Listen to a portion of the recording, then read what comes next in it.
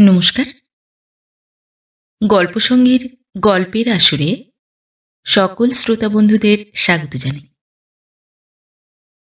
গল্পসঙ্গীর আজকের নিবেদন গজেন্দ্র কুমার মিত্রের লেখা গল্প সতীন কাঁটা।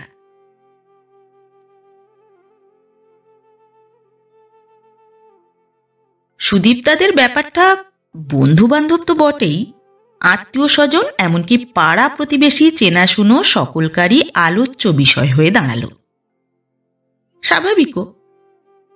সতীনে সতীনে ভাব এতকাল নিরুপমা দেবীর উপন্যাসেই সীমাবদ্ধ ছিল, বাস্তবে কেউ দেখেনি।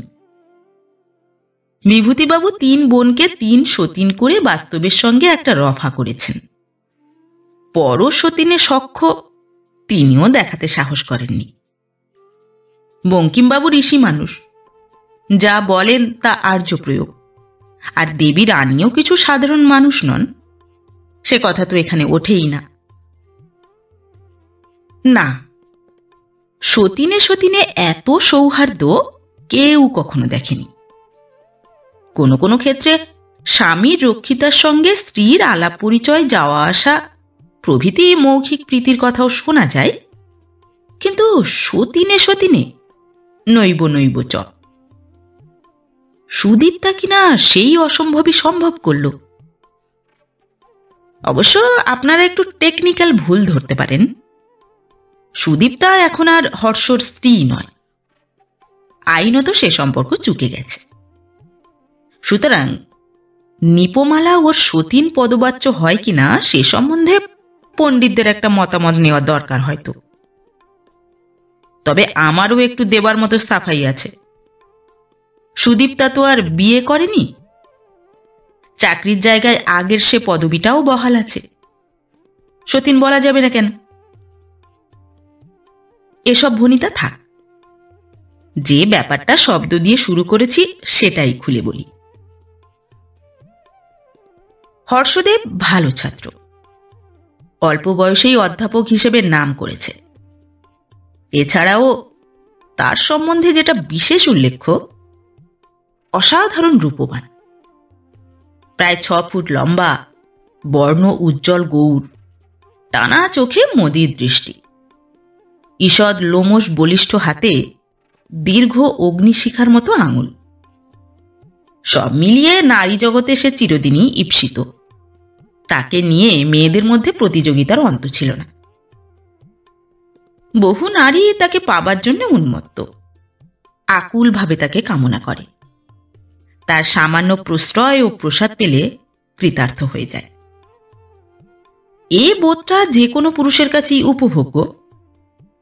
হর্ষ এই আকুলতাটা উপভোগ করত, এবং একবার পেয়ে গেলে, সম্ভোগের তৃষ্ণা মিটে গেলে ধরা দিত না কাউকে।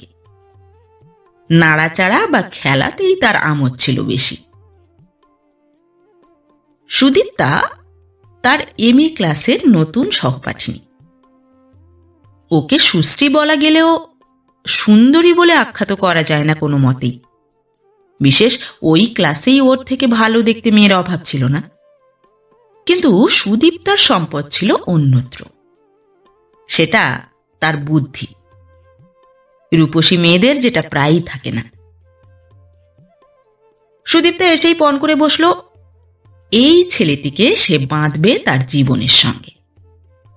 ওর এই লুকোচুরি খেলা ল্যাঠা মাছের মতো কেবলই পিছলে বেরিয়ে যাওয়া বন্ধ করবে।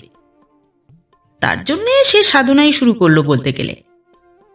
আর যে একাগ্রতায় তার কামনাকে তপস্যা করে তুলল, তাতে ভগবান লাভ হয়, প্রেমিক তো তুচ্ছ।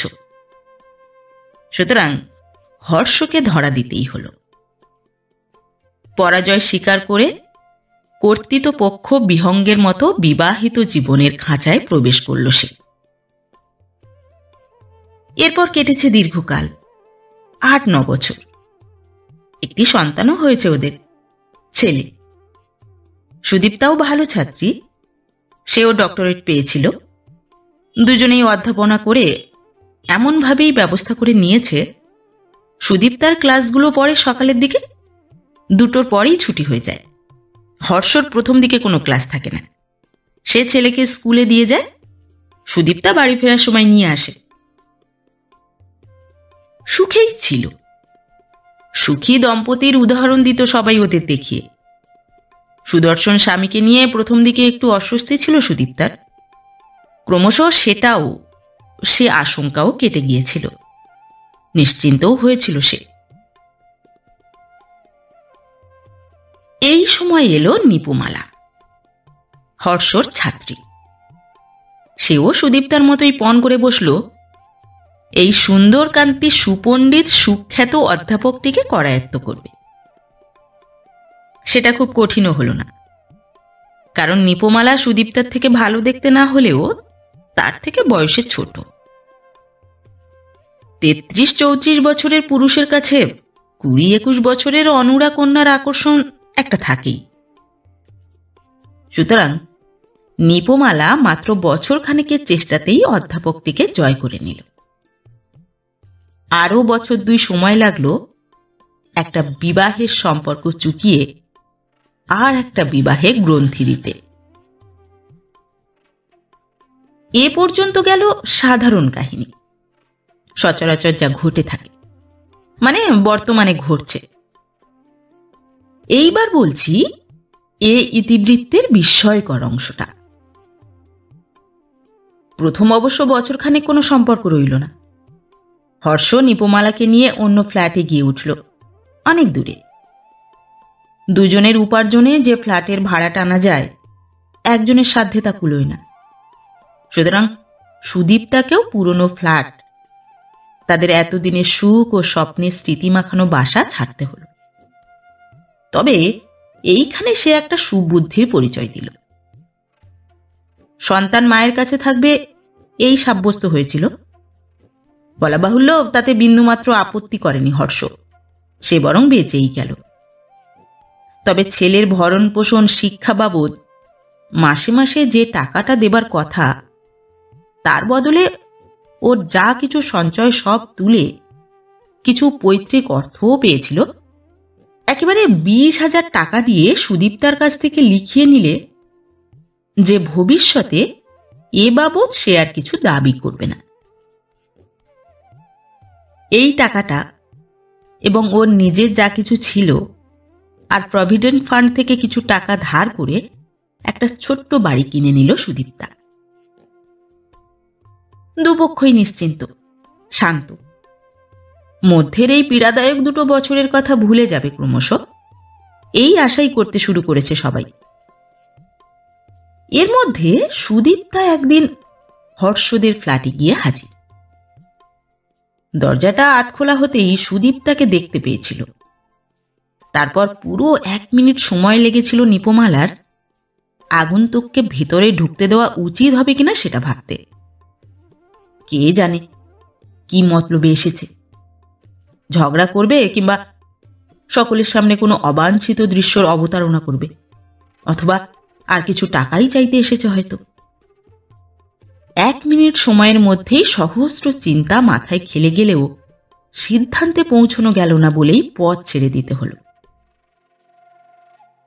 কিরে, ভূত দেখলি নাকি? রবীন্দ্রনাথের ভাষায় ভূত নই, তবে তোর বরের ভূতপূর্ব বটে। তোর ঘরকন্যা দেখতে এলাম একটু, তুই বিরক্ত হবি না তো? তা যদি হোস তো বল, এখনই মানে বিদায় নি। এর উত্তরে কি বলা উচিত তাও ভেবে পেল না নিপুমালা। আসলে এ অবস্থার কথাটা সুদূর কল্পনাতেও কখনো ভাবেনি সে। তাই কতকটা বিমূঢ় বিহ্বল ভাবেই বলল, না না, তাতে কি, তা কেন, বাহ, বসো না। বিহ্বলতার আরও কারণ ছিল। ছাত্রী হিসেবে অবশ্যই নিপুমালার ও বাড়িতে যাতায়াত ছিল, কিন্তু তুই বলার মতো অন্তরঙ্গতা কখনো ঘটেছে বলে মনে পড়ে না। স্বামীর ছাত্রী হিসেবে তুমিই বলেছে সুদীপ্তা বরাবর, যা স্বাভাবিক। এখন অকস্মাৎ এ আত্মীয়তার হেতুটাও তাকে ভাবিয়ে দিল। তবু বলতে হলো, বসো না। এটাও অবশ্যই 1 ডিগ্রি এগিয়ে যাওয়া, কেননা এতকাল আপনিই বলে এসেছে। বারে, বসবো বলে এসেছি বুঝি? চ, তোর ঘরদোর দেখি কেমন সংসার সাজিয়েছিস। তারপর নিপমালার মুখের উপর এক লহমা দৃষ্টি বুলিয়ে নিয়ে বললে, তুই ভয় পেয়ে গেছিস বুঝি? না ভাই, কোনো বদ মতলব নেই। মনে রাগ কি হিংসে থাকলে আসতুম না। যতদিন তা ছিল, বিন্দুমাত্র অভিমান কি ঘেন্না ছিল, ততদিন এ কথা একবারও ভাবিনি। আসলে আমার আর কোনো ক্ষোভ বা দুঃখ নেই। মনে হচ্ছে ঈশ্বর যা করেন মঙ্গলের জন্যে। সম্পর্কটা বজায় থাকলেই পরে অনেক দুঃখ পেতে হতো হয়তো। মানুষটা যদি এমন লোভাত্তে না হতো, তোর সাধ্যি কি যে তুই ওকে কেড়ে নিতে পারিস? না, তোর উপরও রাগ নেই আর। বলতে বলতেই সে প্রসঙ্গ থেকে একেবারে অন্য প্রসঙ্গ চলে আসে। বলে, বাহ, বেশ সাজিয়েছিস তো। এ খাটটা তো বেশ সুন্দর ডিজাইন। বেড কভারটা কি কেনা নাকি কেউ প্রেজেন্ট করেছে? এই ওখানে ওই বিশ্রী ঘটিটা রাখিসনি কিন্তু, বড্ড বেমানান লাগছে। শোবার ঘর, বসার ঘর, মায়ের রান্নাঘর পর্যন্ত দেখে এসে বলে, কিরে, চা খাবি না? গলা শুকিয়ে গেল যে একা একা বুকে। নে, যা জল চাপা। তুমি তো শুনেছি, প্রায় নিত্যই শুনি, খুব ভালো চা করো। আমার চা নাকি মুখে তোলা যায় না। এবার মুখ টিপে হেসে বলে নিপমালা। এতক্ষণে সহজ হয়েছে সে। তা তুমি না হয় চা করো, আমরা খাই। বয়ে গেছে, 12 মাস তো নিজেকেই করে খেতে হয়, ওতে অরুচি ধরে গেছে। আর সে তোরা যখন আমার বাড়ি যাবি তখন আমি করে খাওয়াবো। তোর বাড়ি এসে আমি খাটতে যাব কেন? নতুন কেনা সোফাটায় এলিয়ে বসে পুনশ্চ প্রশ্ন করে, হর্ষ কখন আসে রে? তেমনি রাত হয় না নতুনের টানে সকাল করে ফেরে? আমি অবশ্যই বেশিক্ষণ থাকতে পারবো না। খোকাকে ঝিয়ের কাছে রেখে এসেছি। যা দিনকাল, কাউকে বিশ্বাস নেই। চা খেতে খেতেও যদি এসে না পৌঁছয়, ওকে বলে দিস আমার মনে আর কোনো ময়লা নেই। যদি ওরও কোনো কাঁটা কোথাও বিধে না থাকে, লজ্জার কাঁটা ছাড়া আর কিছু তো থাকার কথা নয়। বন্ধুর মতো মেশাই তো ভালো। মিছিমিছি একই সমাজে যখন চলাফেরা মেশা, একই পেশা, মুখ দেখা দেখি বন্ধ থাকলে মধ্যে মধ্যে বড় অকওয়ার্ড পজিশনে পড়তে হয়। সেই সূত্রপাত। হর্ষরও বোধ করি কোথায় একটা প্রচ্ছন্ন টান ছিল তখনও। সুদীপ তার প্রশ্রয় পেয়ে খুশি তো হলোই, সুখীও হল। প্রথম প্রথম যে একটু বিব্রত ভাব, অপ্রতিভতার কাঠিন্য থাকে, সেটা কেটে যেতে 1 মাসও লাগলো না। এরপর দুপক্ষই সহজ হল। সহজ সস্নেহ বন্ধুত্বের সম্পর্ক গড়ে উঠল। ছেলেকে দেখতে পাবে, সেটা উপরি পাওনা হর্ষ। এতকালের অভ্যস্ত, এককালের অতি প্রিয় সাহচর্য, পছন্দ মতো সেবা, রুচিমতো রান্না থেকে একেবারে বঞ্চিত থাকতে হলো না। সেইটি প্রধান লাভ। এরপর আসা যাওয়া, খাওয়া দাওয়া আপন নিয়মে চলতে লাগলো। নিপমালা বলে, তুমি আমাকে একটু একটু রান্না শিখিয়ে দাও সুদীপ্তাদি। না না, তামাশা কি ছদ্ম বিনয় নয়। আমি জানি এখনো তোমার রান্নাই ওর মুখে লেগে আছে, সেই স্বাদটাই খোঁজে।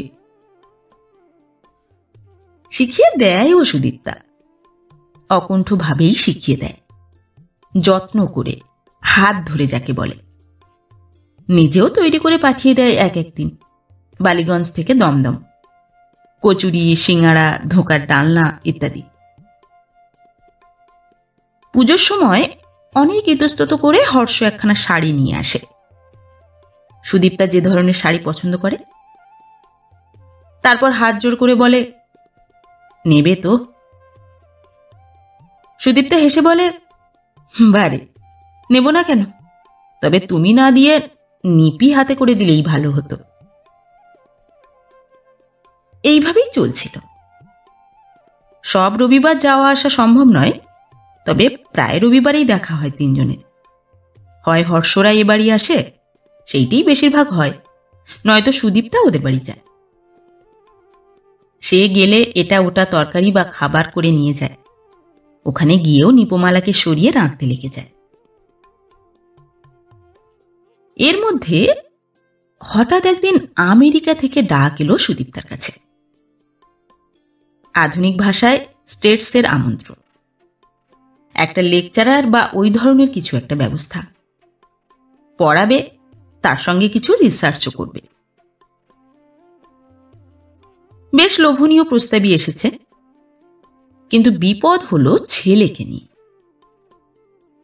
ছেলে ওর সঙ্গে গেলে তাদের আপত্তি নেই, তাঁরা যে টাকা দেবেন তাতে সে খরচও চালানো যাবে।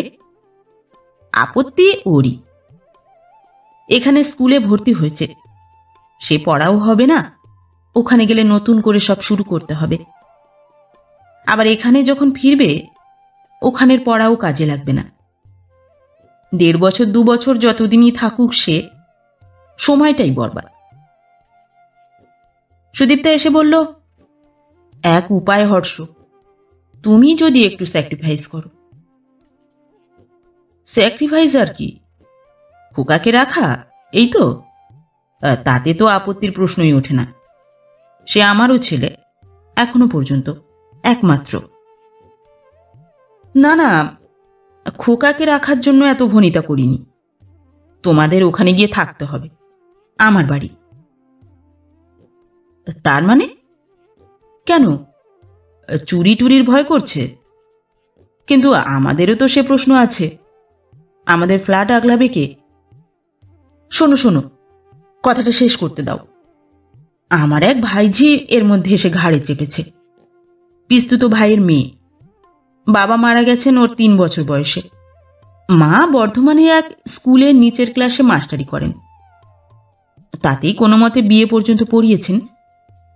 কিন্তু এখন ওর কলকাতায় এমএ পড়ার শখ। ভালো মেয়ে, একটা স্কলারশিপও পেয়েছে। এসে কেঁদে পড়ল, আমি সাহায্য না করলে ওর পড়া হবে না। আমি আর না বলতে পারিনি। তাকে এখন কি বলি, কোন মুখে ফিরিয়ে দিই? বলতে বলতে ঝোঁকের মাথায় হর্ষর হাতের উপর একটা হাত রেখে বলে, লক্ষ্মীটি হর্ষ, তুমি রাজি হয়ে যাও, নইলে আমার যাওয়াই হবে না। একটু বিচলিত হবে বই কি, হবার তো কথা। এককালের অতি প্রিয় হাতের স্পর্শ, তার আকর্ষণ একেবারে বিলুপ্ত হবে কেন? বলে, না না, সে কথা হচ্ছে না, তুমি যাও, তবে এ ফ্ল্যাট ছাড়া যাবে না। এত জিনিসপত্র তোমার ওইটুকু বাড়িতে ধরবে না। এখানে কাকে রাখা যায় তাই ভাবছি। সেটাও আমি ভেবে রেখেছি মশাই, তার জন্যে তোমাকে অনাবশ্যক ব্রেন সেলস ক্ষয় করতে হবে না। ভগবানই ব্যবস্থা করে দিয়েছেন একটা।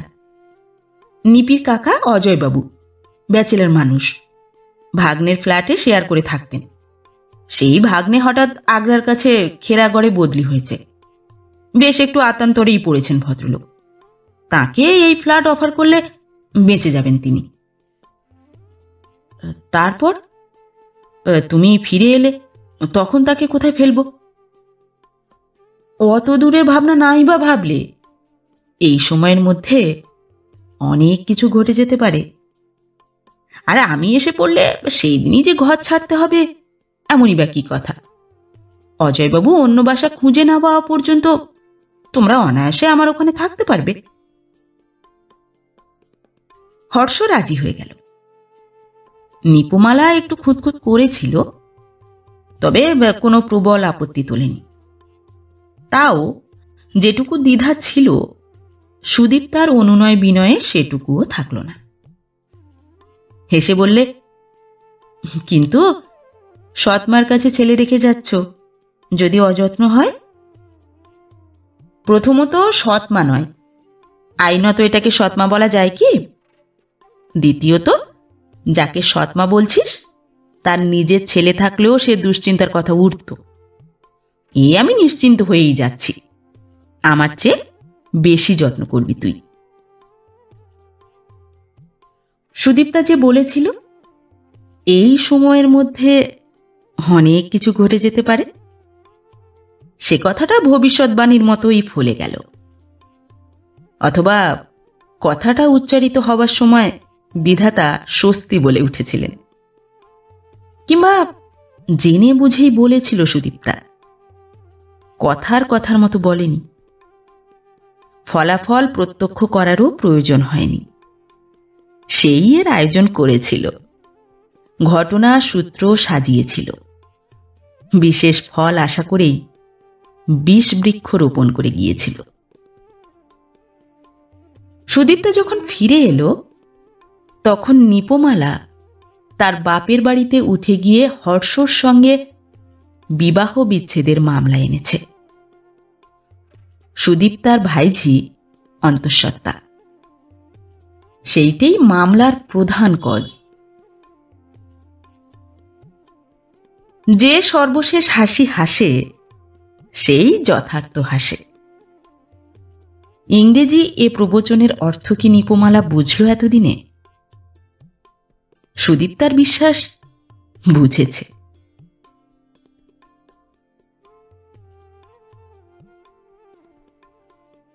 নমস্কার।